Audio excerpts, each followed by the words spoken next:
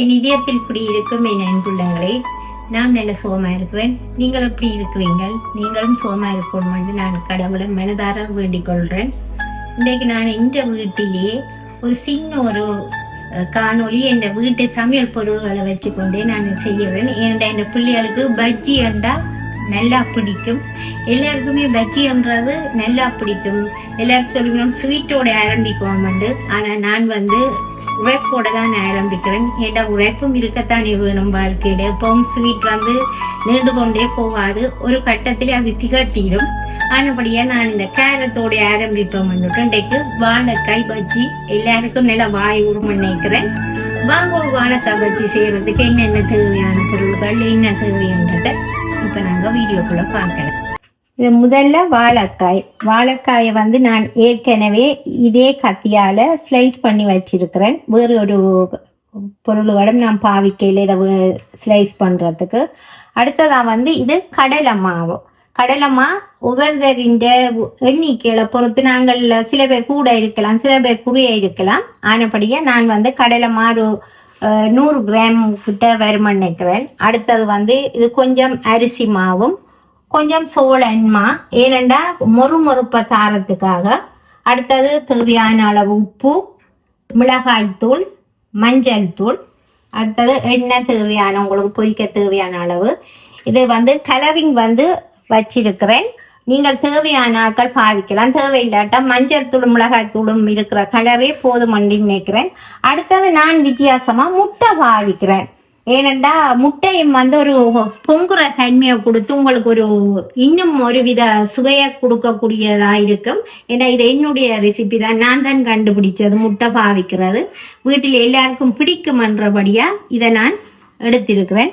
அடுத்ததான் நீங்கள் இதை கலவை மிக்ஸ் பண்றதுக்கான ஒரு மாபிள் இதை உங்களுக்கு இருக்கிற உண்டு எடுத்துக்கொண்டு, அடுத்தது பேன். அதாவது நான் சொன்ன உங்களுக்கு எல்லா பொருட்களும் கடலைமா, சோளன்மா, அரிசிமா, மிளகாய்த்தூள், மஞ்சள் தூள், உப்பு, முட்டை எல்லாம் சேர்த்து நான் இதுக்குள்ள மிக்ஸ் பண்ணியிருக்கேன். அதாவது அந்த கலரிங் பவுடரை தவிர நான் அது பெரிய அளவில் யூஸ் பண்ண மாட்டேன். எனக்கு அது விருப்பம் இல்லை. சில பேருக்கு அந்த கலர்ன்றது கொஞ்சம் கூடவா தேவைப்படுறபடியா இதுக்கும் அதையும் நான் சொல்லி வச்சிருப்பேன். இனி இதுக்கு நாங்கள் என்ன செய்ய போறோம்டா, இதுக்குள்ள நாங்கள் ஸ்லைஸாக வெட்டி வச்சிருக்கிற இதை நாங்கள் துவைச்செடுக்கணும். அதுக்கு முதல் நாங்கள் அடுப்பை போட்டு இது பேன் காஞ்ச உடனே அதுக்குள்ள நாங்கள் எண்ணெயை ஊற்ற போறோம்.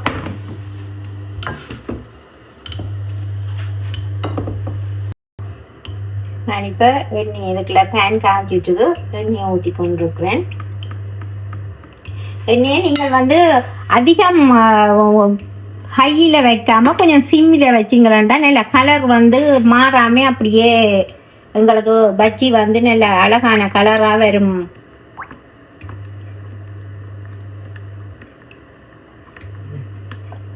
எண்ணெய் நல்லா சூடாகட்டும்.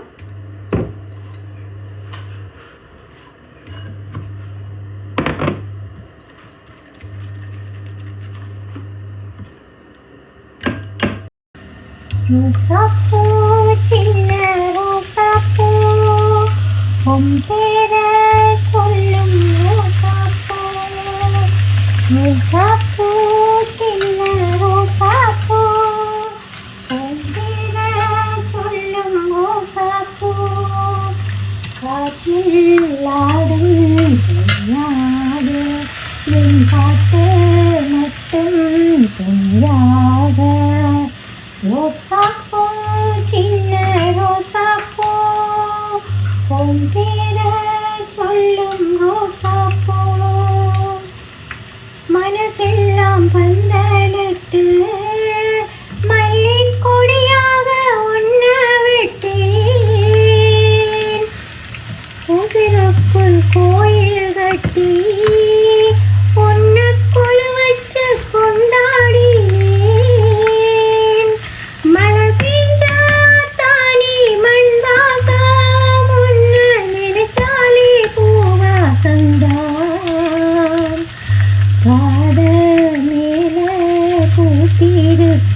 கையிலேக போல சேர்ந்திருப்பேன்.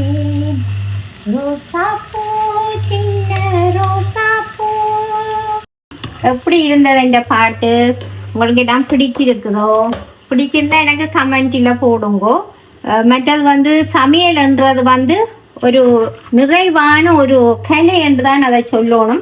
சமைக்கிறது மட்டும் பெரிதில்லை. அதை நாங்கள் உபசரிக்கும் போது நல்ல ஒரு மனநிலையோடையும் நல்ல ஒரு அன்பான ஒரு தன்மையோடையும் நாங்கள் அதை செய்யணும். ஏனென்றா அப்பதான் அது சாப்பிட்ற ஆட்களுக்கும் அது உடல்ல எவ்வித கேடையும் விளைவிக்க கூடாது. ஆனபடியா சமையல் ஒரு இறைவன் கொடுத்த ஒரு கொடியாத்தான். அதை மற்றவைக்கு நாங்கள் சமைக்கக்குள்ள நல்ல ஒரு சந்தோஷமா ஹாப்பியா அதை மனமு செய்தா சாப்பிட்றதையும் நல்ல ஆரோக்கியத்தோட இருப்பினம்ன்றது என்னுடைய கருத்து. நான் மனசார அப்படித்தான் நினைப்பேன். நான் சாப்பிட்றத எப்பவும் சந்தோஷமா சமைச்சு சாப்பிட்றது எனக்கு நல்லா பிடிக்கும். நீங்களும் அப்படி சாப்பிட்றதால சந்தோஷமா இருக்கலாம்னு நான் நினைக்கிறேன். சரி, நான் போட்டது எல்லாத்தையும் அங்கே எடுத்து வச்சிருக்கிறேன். மிச்சத்தை நான் போட்டு கொண்டிருக்கிறேன். இது எல்லாத்தையும் போட்டு முடிச்சது அப்புறம் உங்களோட தொடர்ந்து பார்க்கலாமா? வாங்கோ என் உள்ளங்களே, அன்புள்ளங்களே, என்னுடைய ஃபைனல் ரிசல்ட்டை பார்க்கலாம். இதுதான் என்னுடைய வாழைக்காய் பஜ்ஜி. நான் 2 வாழைக்காயில இன்னைக்கு செய்திருக்கிறேன். இது சரியான கேரம். என்னடா நான் கேரட் சட்னி எடுக்கல. இது நான் அரைச்சு வறுத்து அரைச்ச ஒரு மிளகாய், தனி மிளகாய் தூள். அது பொல்லாத கேரம். இங்க உள்ள சோஸ் எல்லாருக்கும் தெரிஞ்சிருக்கும். Algerian on the loose at the ketchup.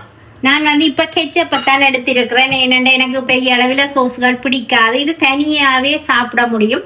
இப்ப நான் உங்களுக்கு இதை டேஸ்ட் பண்ணி காட்டுறேனே.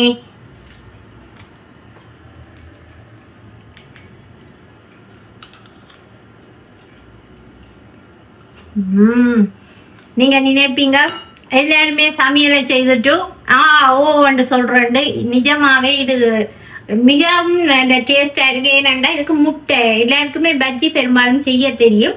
ஆனா முட்டை போடுறதா நான் கேள்விப்படையில. இது நான் முட்டைய போட்டு நான் அப்படி ட்ரை பண்ற வழியா தான் எனக்கு அது இன்னும் ஒரு வித்தியாசமான டேஸ்டை தரும். நீங்க தயவு செய்து எல்லாருமே நல்லா செய்து சாப்பிட்டு பாருங்க. ஏனென்றா எல்லாருக்குமே தெரிஞ்ச சாப்பாடுகள் வித்தியாசமா தெரியும். ஆனபடியா நீங்கள் எல்லாருமே பெண்கள் எல்லாருக்கும் இன்னும் ஒன்று நான் சொல்ல ஆசைப்படுறேன். இந்த அளவுகள்ன்றது எல்லா பெண்களுக்குமே சமையல் கலைன்றது எல்லா பெண்களுக்குமே ஒரு முக்கியமான விஷயம். அதே அவைகள் இதுதான் அளவு. நாங்க வீட்டிலேயே எங்களுக்கு ஒரு அளவு கணக்குகள் அது எல்லாருக்குமே இருக்கும். ஆனபடியா நான் 2 வாழைக்காய் இன்றைக்கு செய்து உங்களோட பகிர்ந்து உங்களுக்கும் இந்த மனசார நீங்களும் சாப்பிட்டதான் நான் உணர்ந்து இந்த காணொலியை நான் இன்றைக்கு நிறைவு செய்ய போறேன். இன்னொரு நாள் இன்னொரு வித்தியாசமான காணொலியில உங்களை சந்திக்கிறதுக்கு நான் மிகவும் பறந்து ஆவலா இருக்கிறேன். ஆனபடியா என்னுடைய இந்த சேனலை லைக் பண்ணி ஷேர் பண்ணி சப்ஸ்கிரைப் பண்ணுவோம்.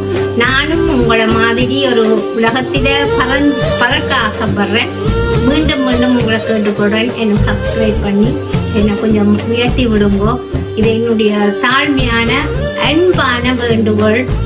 பாய் உறவுகளே.